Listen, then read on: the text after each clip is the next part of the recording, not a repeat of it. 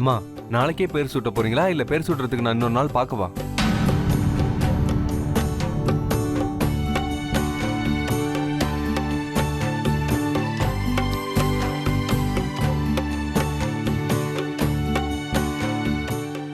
நாளைக்கு நடக்கணும் பண்ணிதரேன். நாளைக்கு முகூர்த்தம் நல்லா இருக்குல்ல, நல்ல கரைத்து எதுக்கு தலை போடணும்? நாளைக்கு பேர் சுட்டு விழா நாளைக்கு கண்டிப்பா நடக்கும். நான் சொன்ன ஏற்பாடு எல்லாத்தையும் நீங்க செஞ்சிருங்க. போயிட்டு வரேம்மா. சரி. அடடடே,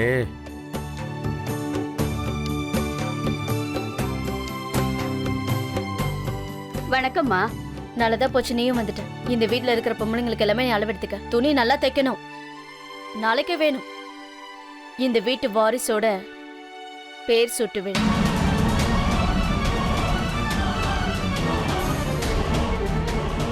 சௌமியா,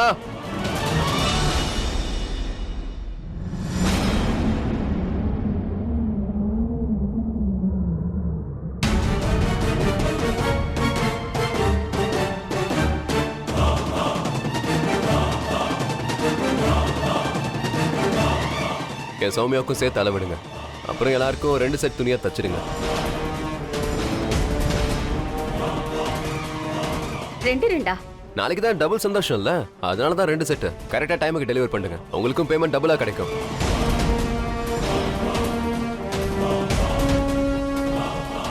சரி, நான் இப்ப கிளம்புறேன். நாளைக்கே உங்களுக்கு எல்லா துணியும் கிடைச்சிடும். வரேங்க.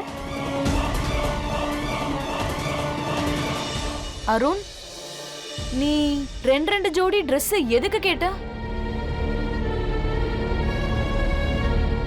இங்க ஷனு சித்தியோட குழந்தைக்கு தானே பேர் சூட்டும் விழா, வேற யாருக்கு? என்னோட குழந்தைக்கு நாளைக்கு பேர் சூட்ட போறோம்.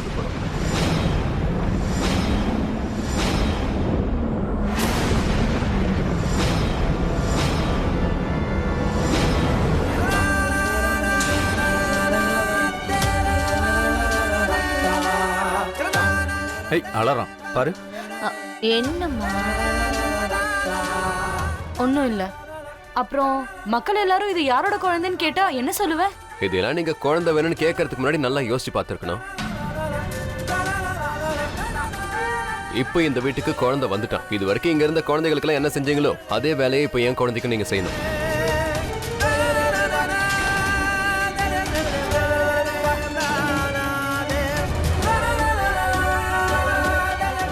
என்னடா மகனே, உனக்கு என்ன புத்தி கித்தி கெட்டு போச்சா? நீ எதுக்காக இந்த மாதிரி எல்லாம் பேசிட்டு இருக்க? நாங்க என்ன சொல்ல வரோன்னு உனக்கு புரியலையா என்ன?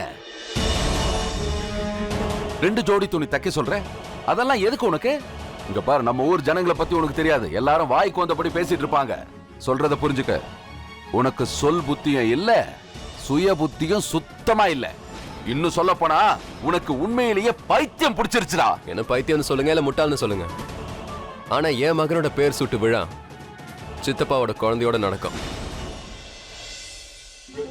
குழந்தையோட அம்மா திருநங்கையா இருக்கும்போது அதுக்கு எந்த பேர் வேணாலும் வைக்கலாம். சிட்டோ மோட்டோ ஏதோ ஒண்ணு வைங்க, இது ஒண்ணும் பெரிய விஷயம் இல்ல. அது இது எதுன்னு எந்த பேர் வேணாலும் வச்சுக்கோங்க, ஆனா நாளைக்கு பேர் சூட்டு விழா நடக்கணும். அதுவும் உங்க குழந்தையோட சேர்த்து.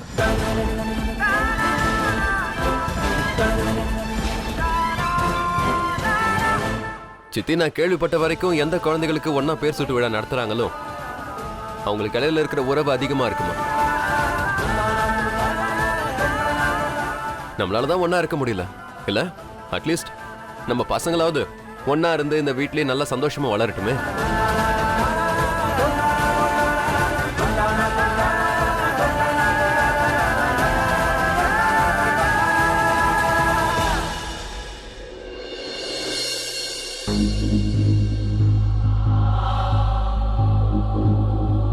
நான் என்ன சொல்றேன்னா,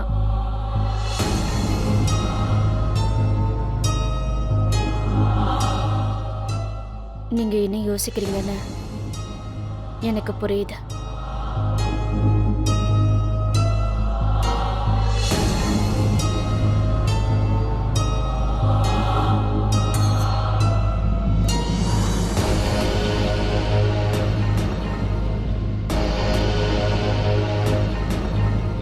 ஏ வீரன், உன் பொண்டாட்டிக்கு சொல்லுவே, சமையலறையில இருக்க சொல்லு.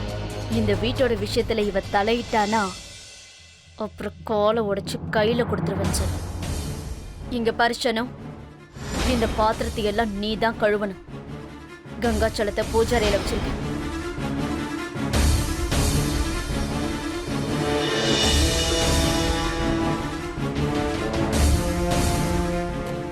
அதனாலதான் சொல்லுவாங்க ஒருத்தர்கிட்ட ரொம்ப கடுமையா நடந்துக்க கூடாதுன்னு. என்ன தனக்குன்னு வரும்போது எல்லா கர்வமும் தானா அடங்கிடும். அட கண்ணா, பெரியப்பா கூட விளையாடுறியா? பெரியப்பா கிட்ட போறியா? சரி மாமா, பெரியப்பா உன்ன நல்லா கொஞ்சம் விளையாடுவாரு. இந்தாங்க மாமா, குழந்தைய பிடிங்க. இந்தாங்க பிடிங்க. இவனுக்கும் நல்லா இருக்கும், அப்புறம் உங்களுக்கும் சந்தோஷமா இருக்கும்.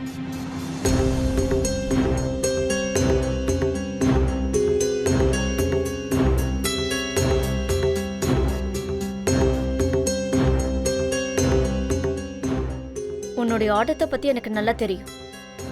எவ்வளோ ஆடணுமோ ஆடு, எல்லாத்துக்குமே ஒரு நாள் வரும். அக்கா, வாழ்க்கை ஃபுல்லா நீங்க என்ன கழுத குதிரை நாயின்னு என்ன வேணாலும் நினைச்சுக்கோங்க. ஆனா இனிமே இந்த வீட்டுல என்னோட ஆட்டம் தான் இருக்கும். கண்டிப்பா நான் ஆடுவேன்.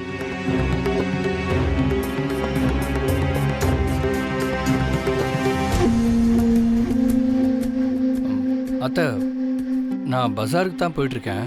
ஒரு வேலை பண்ணுங்க, இந்த லிஸ்ட்டை என்கிட்ட கொடுங்க. பேர் சுட்டும் விழாக்கு என்னென்ன வாங்கணுமோ அதை நான் வாங்கிட்டு வந்துடுறேன். இந்தா. சரி அத்தா. வருண், அந்த லிஸ்ட்ல என்ன இருக்கோ அது எல்லாத்தையும் டபுளா வாங்கிட்டு வா. ஏன்னு தெரியும்ல.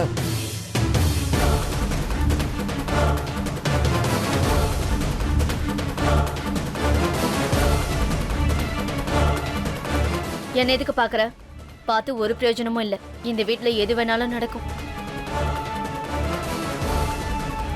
திருநங்க அம்மாவாகலாம், என் புள்ள புருஷனாகாமே அப்பாவாக முடியும். எல்லாமே நடக்கும்.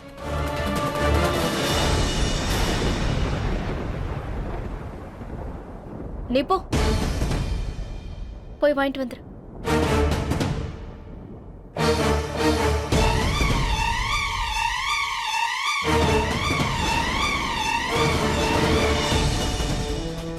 நீங்க உள்ள வாங்க. அருண், ப்ளீஸ் ப்ளீஸ் வாங்க வாங்க.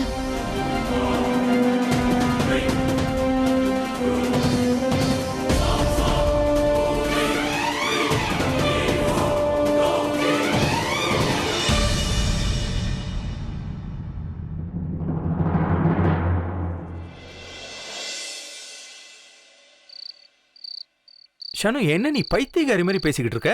இந்த ஊர்ல முட்டாள் தான் தன் காலை தானே பாதிக்குவான். ஆனா நீ கண்ணை திறந்துட்டு கிணத்துல வளர. என்னங்க நீங்க எதுக்காக இவ்வளவு பயப்படுறீங்க? நான் சொல்றத மட்டும் கேளுங்க, எதுவும் நடக்காது, எல்லாம் சரியாகும். எனக்கு என்ன பயம்? ஆனா சொல்றதுக்கு முன்னாடி யோசிச்சு சொல்லணும். இப்ப நீ சொல்றத நான் கேட்டா நாம 2 பேரும் நல்லா மாட்டிக்குவோம். என்னங்க நீங்க மாட்டிக்காதீங்க, மாட்ட வைங்க. வாய்ப்பை பயன்படுத்திக்கோங்க. அப்படி ஒருவேளை இந்த வாய்ப்பை நீங்க பயன்படுத்திக்கீங்கன்னா அப்புறம் வாழ்க்கை ஃபுல்லா நாம இப்படியே தான் இருக்க வேண்டியிருக்கும். இங்க பாருங்க, நான் சொல்ல வேண்டியதை சொல்லிட்டேன். அதுக்கப்புறம் என்ன செய்யணும் நீங்களே யோசிங்க. நான் இப்ப தூங்க போறேன். Good night. என்னடா செல்லக்குட்டி?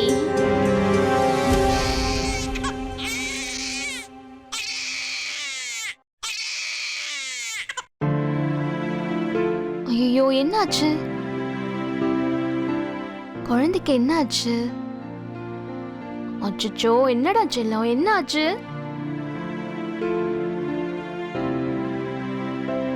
என்னாச்சு? ஏன் அழறீங்க? பசிக்குதா?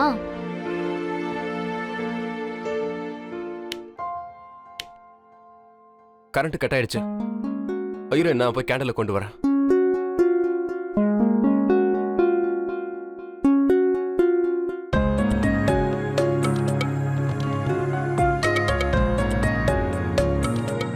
உனக்கு காத்து வரலையா? சரி இரு. இங்க பாரு, இப்ப காத்து வருதா? நல்லா இருக்குல்ல? அத கூட நான் விசிறேன். இந்தாங்க. சரி சரி, போதும் போதும் போதும்டா கண்ணா.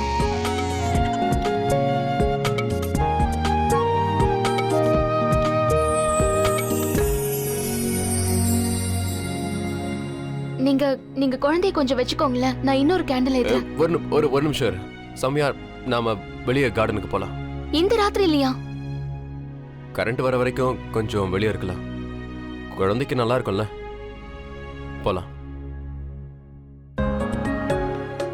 சரி சரி சரி, அழக்கூடாதுடா கண்ணா.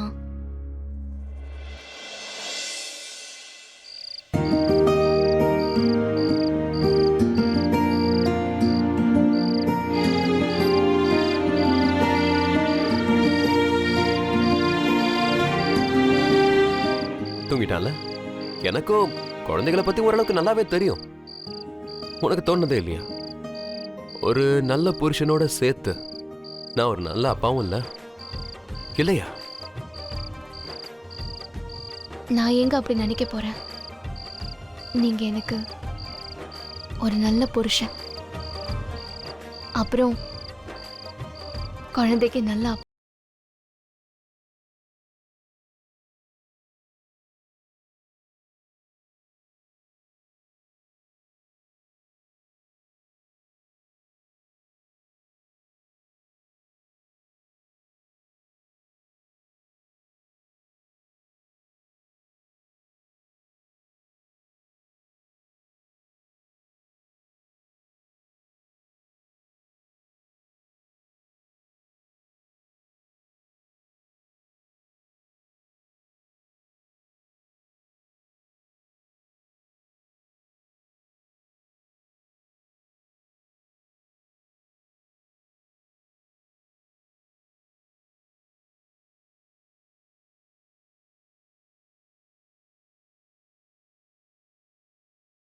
ஒரு நல்ல மனுஷனா, எப்பவும் யாரையும் வெறுக்காத ஒரு மனுஷனா, முக்கியமா திருநங்கைகள். உங்களுக்கு ஒன்று தெரியுமா அருண்? உலகத்துல உள்ள எல்லா திருநங்கைகளும் மனசுடைஞ்சு போயிருப்பாங்க. ஆனா மக்கள் நடத்துற விதம் அவங்களை இன்னும் காயப்படுத்தும். அப்ப நீ மத்த திருநங்கைகளை பத்தி கவலைப்படுற? ஆமா, என்ன பத்தியும் தான். ஒருவேளை இவன் பெரியவனானதும் என்ன வெறுக்க ஆரம்பிச்சிட்டானா? இவனும் மத்தவங்க மாதிரியே என்கிட்ட நடந்துக்கிட்டானா? இவன் ஏன் உன்னை வெறுக்க போறான்? நீ உன்னோட அம்மா. அம்மானா அம்மா தானே. அப்போ அத்தை, நீங்களும் நீ எங்க வரப்போற நல்லா புரியுது. எங்க பாரு சௌமியா, ஒரு தாய் சரியான வழியில இல்லைன்னா அப்ப அந்த தாயை சரியான வழிக்கு கொண்டு வர வேண்டியது ஒரு மகனோட பொறுப்பு.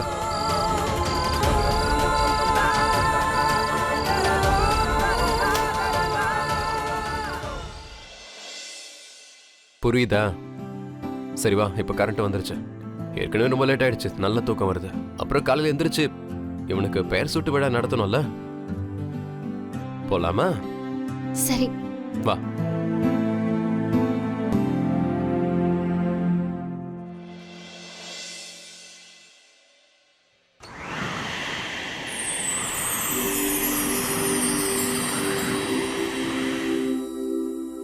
என்னங்க, நீங்களே என்ன வந்து ரெடி பண்ணுங்களேன். நானா? ஆ, உனக்கு என்ன பைத்தியமா? நான் போய் எப்படி?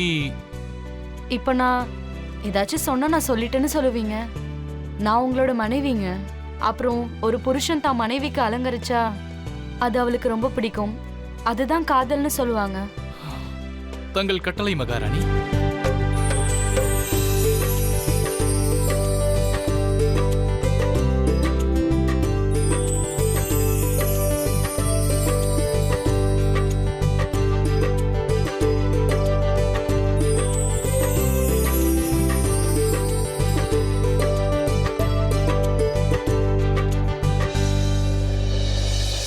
நீ என்ன பேசிட்டு இருக்க சௌமியா?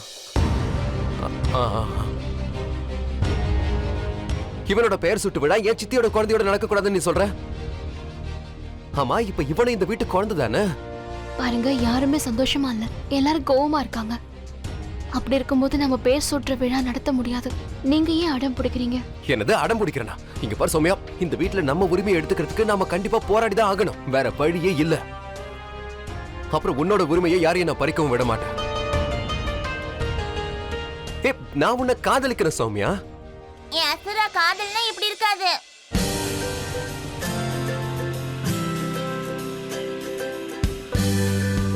அப்படியா வாலு? சரி அப்படின்னா நீ ஏன் சொல்லு, எப்படி காதலிக்கணும்னு சொல்லு. நான் சொல்றேன்.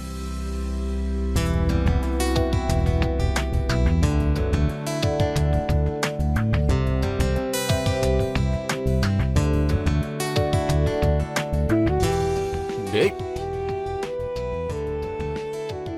நீங்க அத்தையை ரெடி பண்ணி அவங்களுக்கு மேக்கப் போட்டு விடுங்க, அதுதான் காதல். சரி இப்பவே மேக்கப் போட்டு விடுங்க. டேய் சிண்டு, என்னோட லவ் ஸ்டோரியில உனக்கு ஒரு பெரிய பாட்டு இருக்கும் போல இருக்கே. போதும் போதும், எனக்கு ஒன்னும் ஐஸ் வைக்க வேண்டாம். அத்தைக்கு மேக்கப் போட்டு விடுங்க.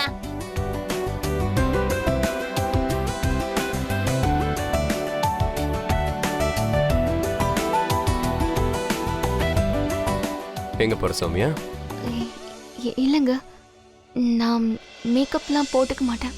இது மேக்கப் இல்ல, என்னோட காதல். இதுக்கும் அலோவ் பண்ண மாட்டியா?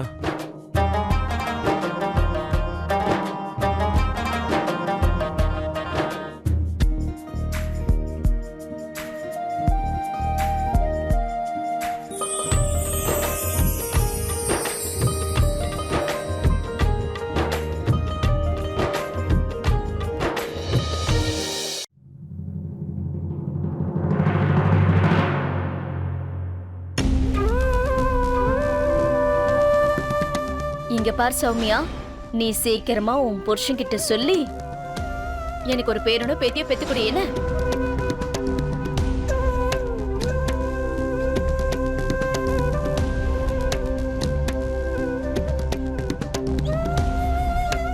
அக்கா, நீங்க தான் வீட்டுக்கு பெரியவங்க.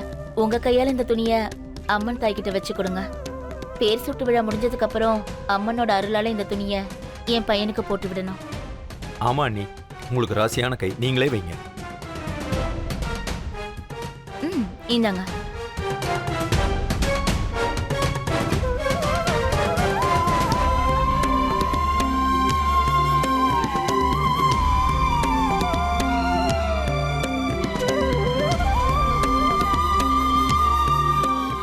பிரீத்தி,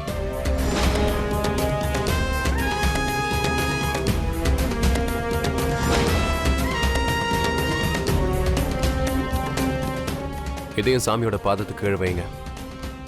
இன்னைக்கு உங்களோட பேரை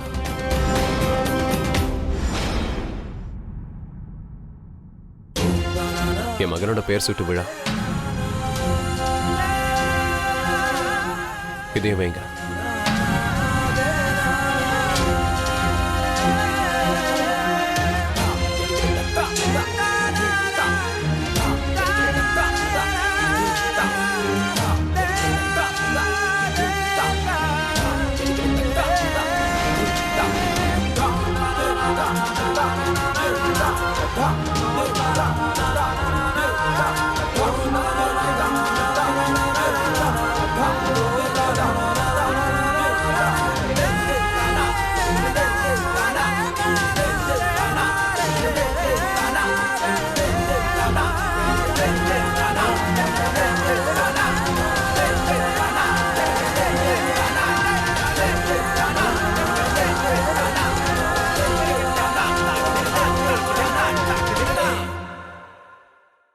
அம்மா தாய், என் அம்மா வழக்கம் போல கோவமா இருக்காங்க. ஆனா எப்படி நான் உங்களை சமாதானப்படுத்திடுவேன். நீங்க உங்களோட வேலையை செய்யுங்க. என்னோட குழந்தைக்கும் சித்தப்பாவோட குழந்தைக்கும் ஆசீர்வாதத்தை கொடுங்க.